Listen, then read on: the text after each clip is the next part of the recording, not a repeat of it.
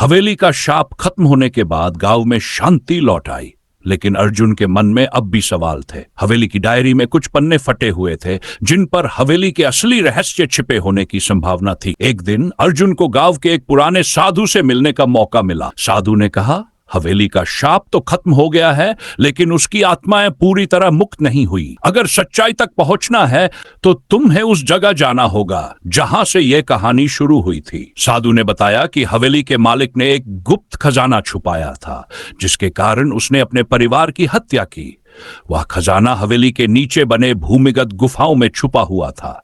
अगर उस खजाने को सही तरीके से हटाया नहीं गया तो आत्माएं मुक्त नहीं हो पाएंगी। अर्जुन ने गांव के कुछ दोस्तों के साथ मिलकर गुफाओं की खोज शुरू की। हवेली के फर्श पर एक गुप्त दरवाजा मिला, जिसे खोलने के लिए पुराने मंत्रों और चाबियों की जरूरत थी। साधु ने उन्हें चाबी दी और निर्देश दिए कि गुफाओं में किसी भी लालच में न पड़ें।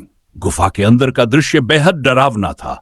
चारों ओर अंधेरा, दीवारों पर अजीब निशान और पानी टपकने की आवाजें। अर्जुन और उसके दोस्त जैसे जैसे आगे बढ़ते गए, उन्हें डरावनी परछायां और भूतिया आवाजें सुनाई देने लगी। आखिरकार वे खजाने के कमरे तक पहुंचे। वहां एक बड़ा सा ताबूत रखा था, जिसके ऊपर लिखा था, जो इस खजाने को छुएगा वह शापित हो जाएगा। अर्जुन ने खजाने को छूने के बजाय वही मंत्र पढ़े और खजाने को मिट्टी में दफन करने की तैयारी शुरू कर दी।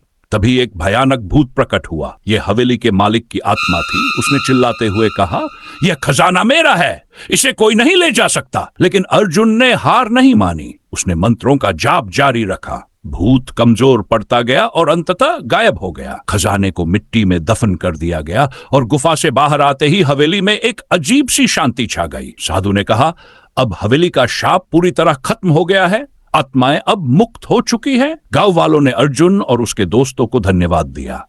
लेकिन अर्जुन ने सीख ली कि लालच ही हर बुराई की जड़ है। वह अब हर किसी को समझाता है कि सच्चाई और शांति लालच से बड़ी है। क्या हवेली की कहानियां खत्म हो गई या ये रहस्य अब भी जारी है? जानने के लिए बने रहे।